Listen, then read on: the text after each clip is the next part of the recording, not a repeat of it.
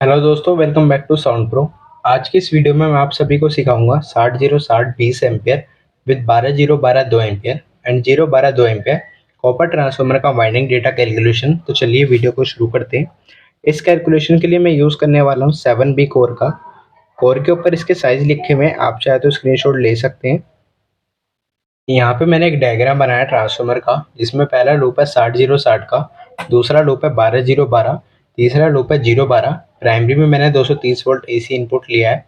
तो step one की तरफ चलते हैं। स्टेप वन में हम कैलकुलेट करने वाले हैं ट्रांसफार्मर का VA, यानी कि ट्रांसफार्मर की पावर, जिसको कैलकुलेट करने के लिए हम सेकेंडरी वाली वोल्टेज और एम्पेयर का को मल्टीप्लाई कर लेते हैं, फिर ये बोल सकते हो आप प्रोडक्ट निकाल लेते हैं।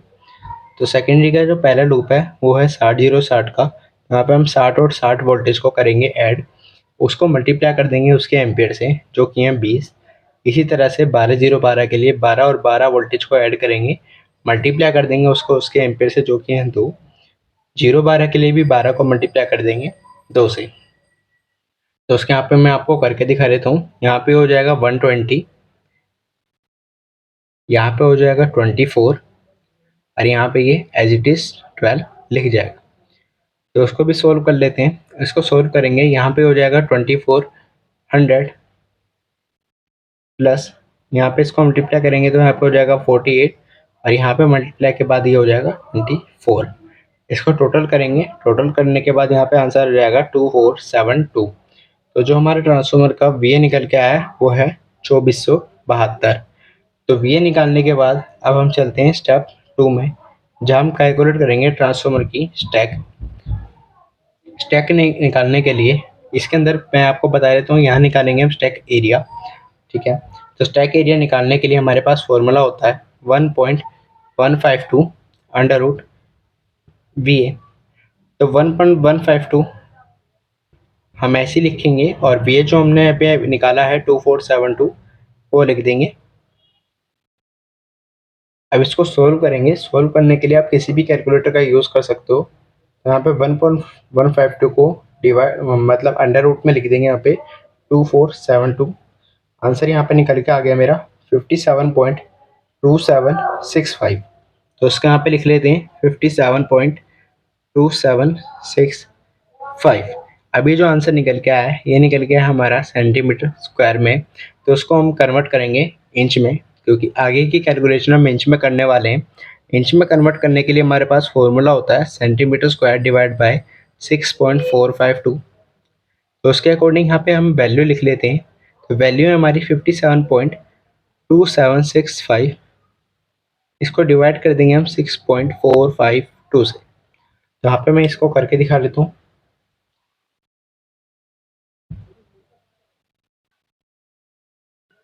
ठीक है, यहाँ पे आंसर आप देख सकते हो। यहाँ आंसर निकल के आ गया 8.87।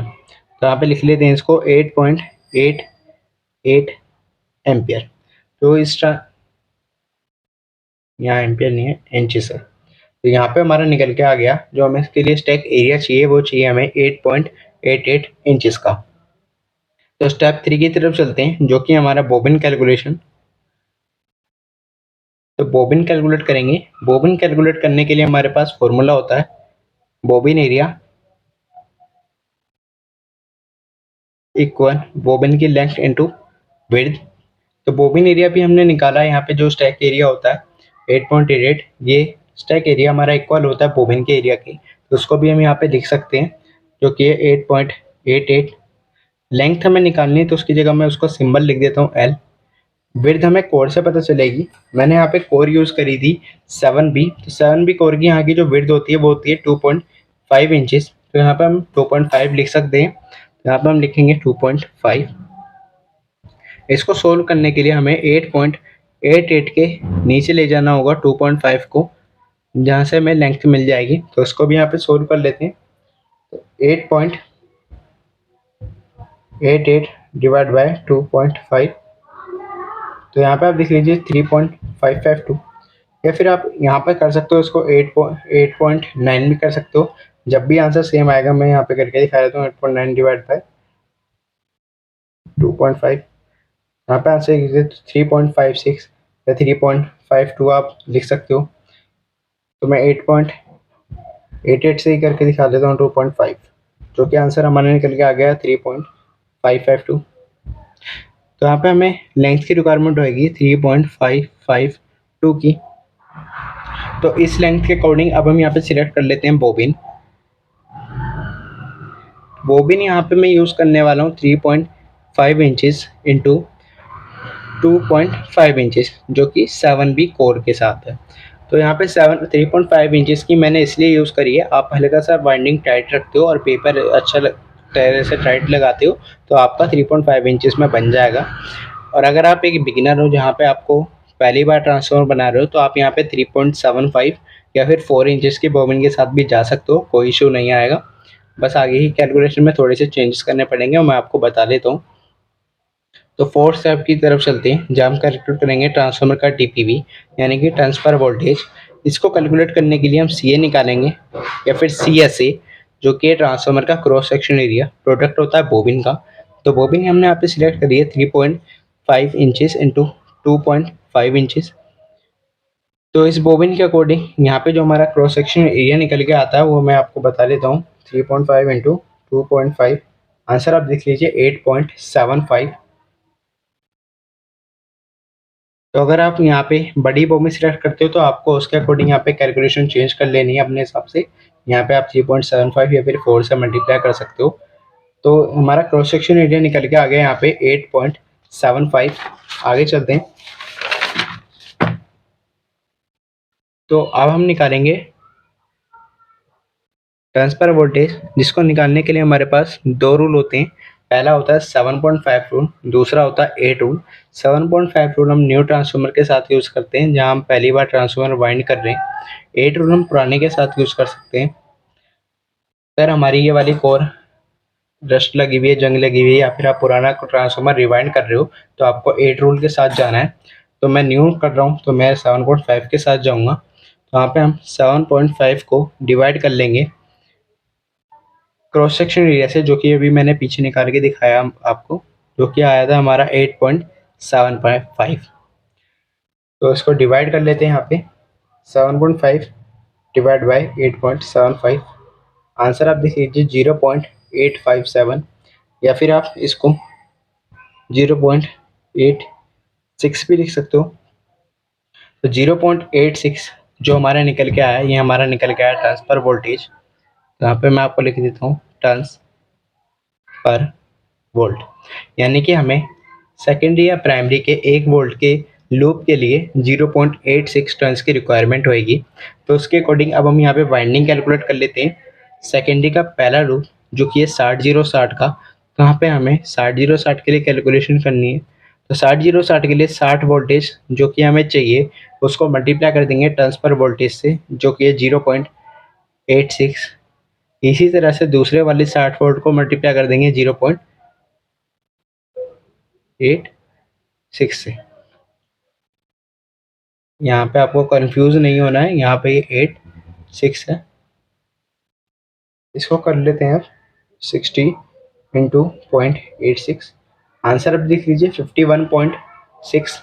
राउंड ऑफ करके यहाँ पे लिख लेते हैं 52 टन्स, और यहाँ भी 52 टन्स, यानी कि 60-0-60 वोल्टेज के लिए हमें यहाँ पे रिक्वायरमेंट होएगी 52 + 52 टन्स की। तो इसी तरह से S2 सेकेंडरी का सेकेंड लूप जो कि है 12-0-12 का 2 एम्पियर वाला, तो इसके लिए हम 12 वोल्टेज को मल्टीप्लाई कर देंगे 0.86 से, और यहाँ भी दोबारा से 12 वोल्टेज को मल्टीप्लाई कर देंगे हम 0.86 से। तो यहाँ पे भी इसको मल्टीप्लाई कर लेते हैं। आंसर अब देख लीजिए 10.32, यानी कि हमें यहाँ पे 11 टन्स की रिक्वायरमेंट होएगी, और यहाँ भी 11 टन्स की रिक्वायरमेंट होएगी 12-0-12 के लिए। S3 की तरफ चलते हैं, जो कि हमारा 0-12 का लूप। 0-12 के लिए भी 12 वोल्टेज को मल्टीप्लाई कर दूंगा 0.86 से, तो यहाँ पे हमारा आंसर आ जाएगा 11 टन्स। प्राइमरी के लिए चलते हैं। प्राइमरी टोटल टर्न्स की होगी, क्योंकि हम प्राइमरी में सिंगल वोल्टेज इनपुट ले रहे हैं 0 से 230 वोल्ट। तो प्राइमरी के लिए 0 से 230 वोल्ट के लिए कैलकुलेशन करेंगे। 0 से 230 वोल्ट के लिए भी 230 को मल्टीप्लाई कर देंगे 0.86 से। यहाँ पे हमारा आंसर मैं अभी निकाल के दिखाता हूँ। आंसर आप देख लीजिए 197.8 टन्स, यानी कि 198 टन्स चाहिए हमें प्राइमरी के लिए। अब मैंने आपको सारी कैलकुलेशन बता दी है, सारी हमने वाइंडिंग कैलकुलेट कर ली है, हमें कितने लूप्स की और कितनी वाइंडिंग चाहिएगी ये मैंने आपको निकाल के दिखा दी है। तो फिफ्थ स्टेप की तरफ चलते हैं, जो कि SW wire selection. Wire select करते हैं, IS1 से शुरू करते हैं। इसको मैं पहले साइड में कर देता हूँ। IS1 जो कि हमारा 60-60 20 एम्पेयर का लूप। यहाँ पे हमें 20 एम्पेयर की वायर की रिक्वायरमेंट है, तो 20 एम्पेयर के लिए जो हम यहाँ पे यूज़ करेंगे वो करेंगे हम 13 SWG की वायर। अगर आप 13 SWG की वायर के साथ नहीं जाना चाहते तो आप यहाँ पे 15 SWG की डुअल वायर यूज़ कर सकते हो, या फिर 16 SWG की, वो आपको 20 एम्पेयर दे देगी। यानी कि आपको 15 और 15 एम्पेयर की दो वायर एक साथ बाइंड करनी है सिंगल लूप में, तो आपकी ये 20 एम्पेयर निकल जाएंगे। IS2 की तरफ चलते हैं। IS2 हमारा है 12-0-12 2 एम्पेयर का, तो 2 एम्पेयर के लिए यहाँ पे हम यूज़ करेंगे 21 SWG की वायर। इसके बाद आगे चलते हैं IS3 जो कि 0-12 2 एम्पेयर, तो यहाँ पे भी हमें यूज़ करनी होगी 21 SWG की वायर। अब यहाँ पे बारी आती है आई प्राइमरी टोटल वाली, यानी कि हमें प्राइमरी में कितने एम्पेयर चाहिए। पहले हमें प्राइमरी के एम्पेयर निकालने होंगे, क्योंकि हमें केवल प्राइमरी की वोल्टेज पता है। प्राइमरी एम्पेयर निकालने के लिए हमारे पास फॉर्मूला है VA डिवाइड बाय VIN, यानी कि हम ट्रांसफार्मर के VA को, जो कि हमारा पहले हमने फर्स्ट स्टेप में निकाला था 2472, उसको डिवाइड कर देंगे इनपुट वोल्टेज से, जो कि हमारी 230 वोल्टेज। प्राइमरी में हमने 230 वोल्टेज लिए, तो उसको भी यहाँ पे डिवाइड कर लेते हैं।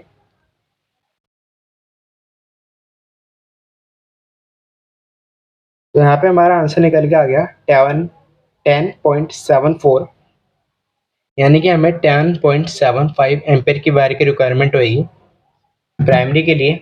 और 10.75 एम्पेयर के लिए हम यहाँ पे यूज़ करेंगे 15 SWG की वायर। अगर आपको ये वीडियो पसंद आई हो तो वीडियो को लाइक करें, शेयर करें, कमेंट करें, चैनल को सब्सक्राइब करें।